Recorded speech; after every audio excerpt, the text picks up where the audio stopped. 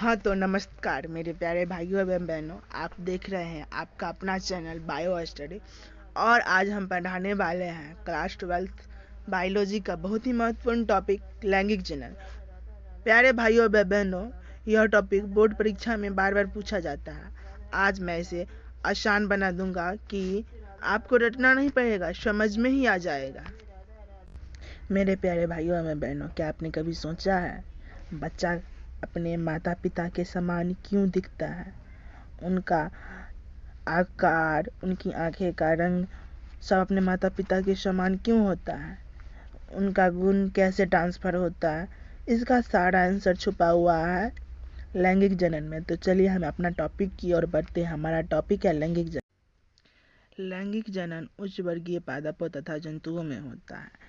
यह जटिल तथा धीमी प्रक्रिया होती है। कहा जाए तो लैंगिक जनन जटिल तथा धीमी प्रक्रिया होता है और इसमें दो अलग अलग जनक की आवश्यकता होती है। इसमें नर व मादा जनक की आवश्यकता होती है।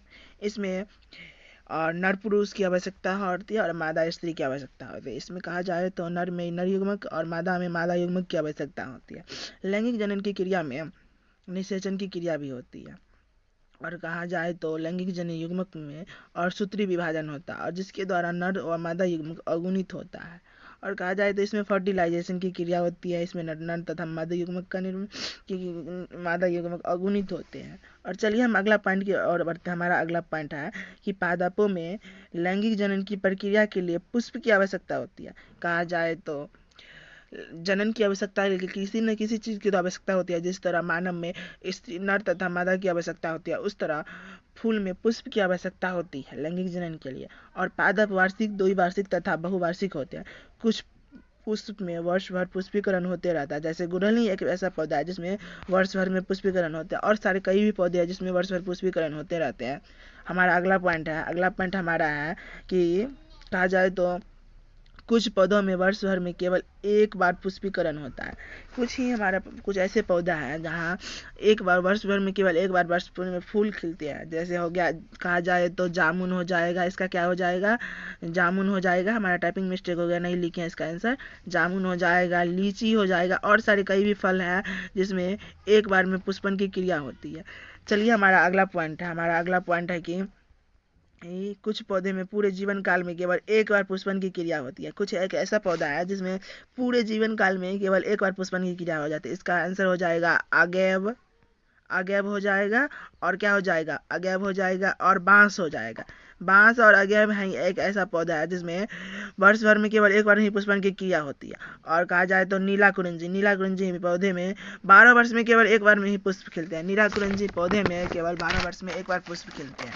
और कहा जाए तो ये पुष्प कर्नाटक में 2006 में, केरल में तथा तमिलनाडु के पहाड़ी क्षेत्रों में दिखा गया था कि फूल खिला था। इसकी फूलों का कालीन बिछा हुआ था, एकदम ब्लू ब्लू दिखने में लगता है और बहुत ही मनमोहक दृश्य होता है।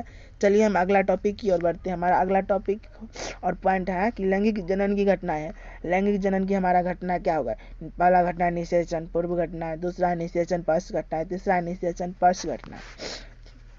इसका क्या हो जाएगा? निषेचन पूर्व घटना क्या? फर्स्ट है निषेचन पूर्व घटना। निषेचन पूर्व घटना में क्या होता है?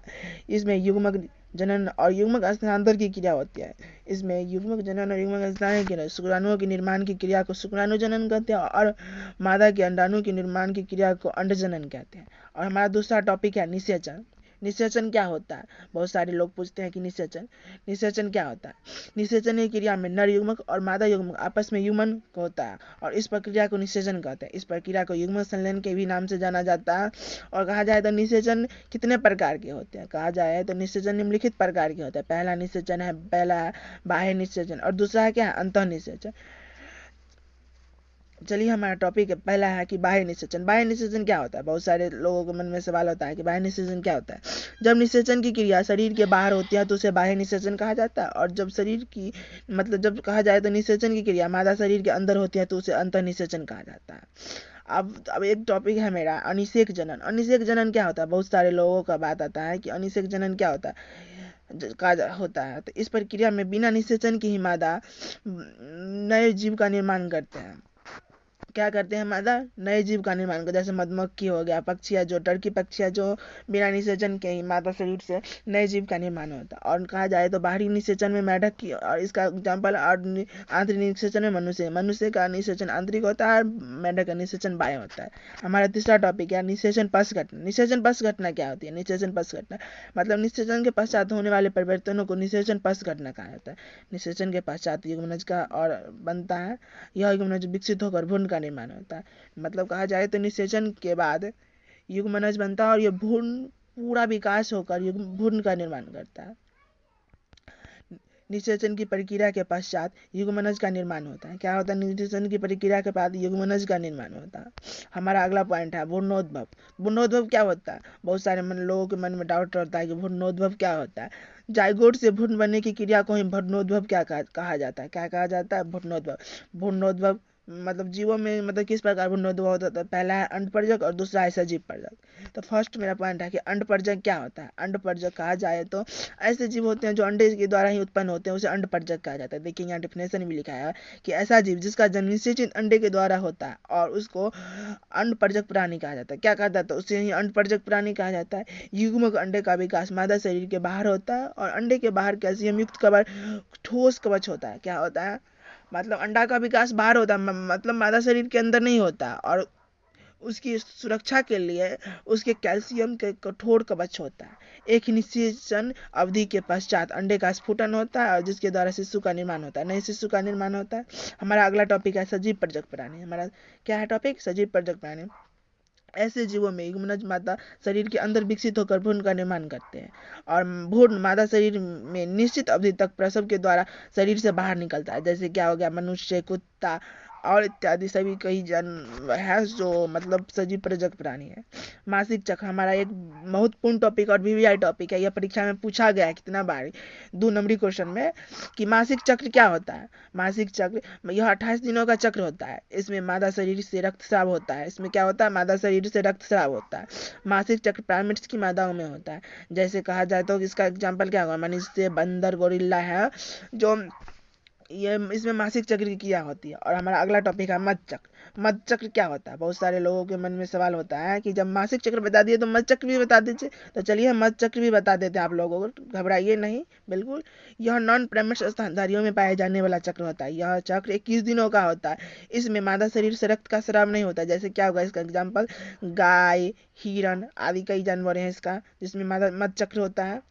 चलिए हम अपना अगला टॉपिक और बढ़ते हैं। हमारा अगला टॉपिक है पुष्पीय पादपों में भ्रूणोद्भव। क्या है? पुष्पीय पादपों में भ्रूणोद्भव।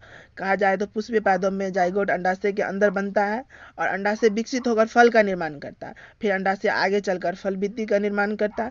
फल भित्ति फल तथा बीजों को सुरक्षा प्रदान करती है। अंडक विकसित होकर बीज बनाता है। भ्रूण के बीज अंदर होती है। भ्रूण बीज के अंदर होती है। तो हमारा इस वीडियो में इतना ही है। तो दोस्तों आज हमने लैंगिक जनन, निषेचन के प्रकार, भ्रूणोद्भव, अंडपरजक और सजीव परजक प्राणी, मासिक चक्र, मध चक्र के बारे में पढ़े हैं। अगर आपको वीडियो अच्छा लगा हो तो वीडियो को लाइक करें और हमारे चैनल को सब्सक्राइब करें। और हम मिलते हैं आपको अगले वीडियो में। तब तक के लिए बाय बाय, धन्यवाद।